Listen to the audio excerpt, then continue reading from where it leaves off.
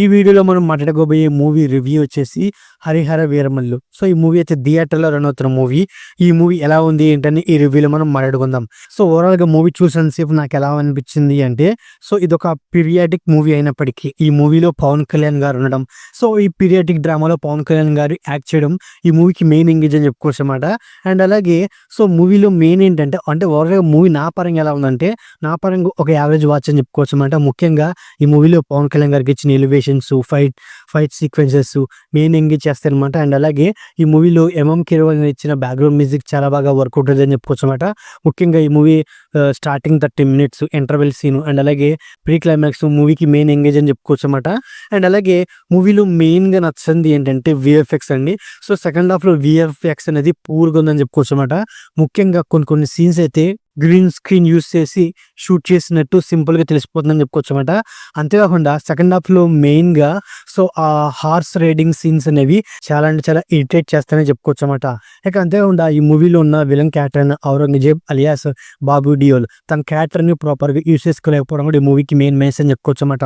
ఇక ఈ movie story విషయానికి వస్తే, ఈ మూవీలో మెయిన్ రోల్ అయిన పవన్ కళ్యాణ్ అలియాస్ హరిహర వీరమల్లు. సో వీరమల్లు తన ఒక దొంగ అయినప్పటికీ సో ఈ మూవీ 16th centuryలో జరిగే స్టోరీ కాబట్టి అప్పట్లో ఉన్న దొర అండ్ అలాగే నవాబు వాళ్ళ దగ్గర ఉన్న సంపదను దోచుకొని పేదలకి పంచిపెడుతుంటాడు వీరమల్లు. అలాంటి సిచ్యువేషన్లోనే ఒక రాజు వీరమల్లుకి హైదరాబాద్ని పాలిస్తున్న కుతుబ్ షా దగ్గరికి తరలిస్తున్న ఒక వజ్రాలను దొంగిలించమని చెప్తాడనమాట.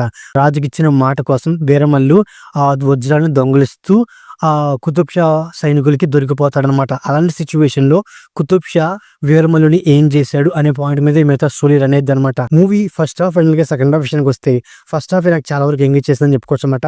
అంటే నాకు ఎలా అనిపించింది అంటే, సో ఫస్ట్ హాఫ్లో ఉన్న స్టోరీని లింకప్ చేసుకుంటూ సెకండ్ హాఫ్ స్టోరీని రాశారు అనిపించింది ఓవరాల్ మూవీ చూసేంతసేపు. అయినప్పటికీ స్టోరీలో అంత బలమేం లేదని నాకైతే అనిపించింది అనమాట. బట్ ఉన్నంత వరకు అంటే ఉన్న సీన్స్ వరకు, తీసిన సినిమాస్ వరకు నాకు మూవీ అనేది సోషల్ ఉందని చెప్పుకోవచ్చు అనమాట. ముఖ్యంగా విలన్ క్యారెక్టర్ అంటే ముఖ్యంగా క్లైమాక్స్ పోర్షన్ నాకంత కన్వీనియన్స్ లేదని చెప్పుకోవచ్చు అనమాట. ఎందుకంటే ఇంటర్వెల్ పోర్షన్ బాగున్నప్పటికీ సో సెకండ్ హాఫ్కి వచ్చేపాటికి హీరో విలన్ వాళ్ళు ఎలా కలుస్తారు, వాళ్ళిద్దరి మధ్య వచ్చే సీన్స్ ఎంత ఎగ్జైటింగ్గా ఉంటాయని ఆడియన్స్ వెయిట్ చేస్తూ ఉంటారనమాట.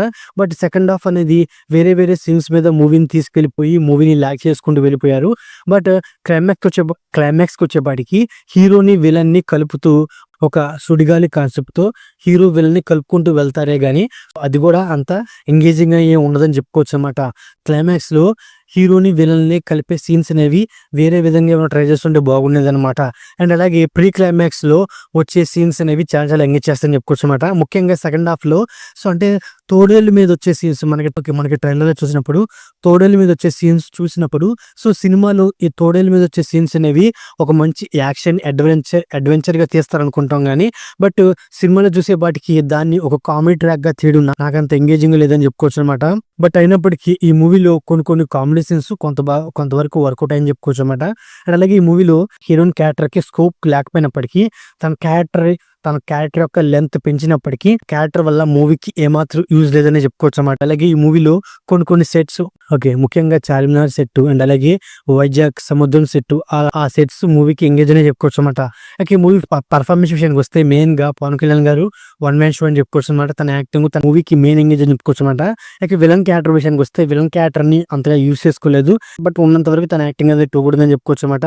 ఇక హీరోయిన్ అయిన నిధి అగర్వాల్ అండ్ అలాగే మిగతా యాక్టర్స్ పర్ఫార్మెన్స్ అనేది నాకు ఉందని చెప్పుకోవచ్చు అనమాట. ఇక ఈ మూవీ మ్యూజిక్ విషయానికి వస్తే మెయిన్ గా కీరవాణి గారు తను ఇచ్చిన సాంగ్స్ నాకు సోసుగా ఉన్నప్పటికీ బట్ బ్యాక్గ్రౌండ్ మ్యూజిక్ కి మెయిన్ ఎంగేజ్ అని చెప్పుకోవచ్చు అనమాట. అండ్ అలాగే ఈ మూవీ యొక్క సినిమాటోగ్రఫీ కూడా టూగుడదని చెప్పుకోవచ్చు అనమాట. ప్రొడక్షన్ వాల్యూస్ నా పరంగా సోసుగా చెప్పుకోవచ్చు అనమాట. ముఖ్యంగా విఎఫ్ఎక్స్ అనేవి అంత టాప్ లేకపోవడం వల్ల ప్రొడక్షన్ వాల్యూస్ నా పరంగా సోసుగా చెప్పుకోవచ్చు అనమాట. సో ఓవరాల్గా ఇదండి Harihara Veeramallu movie review. So నా రివ్యూ నచ్చినది వీడియోకి వచ్చిన లైక్ అలాగే మన ఛానల్ని సబ్స్క్రైబ్ చేసుకోండి. Okay, thank you all.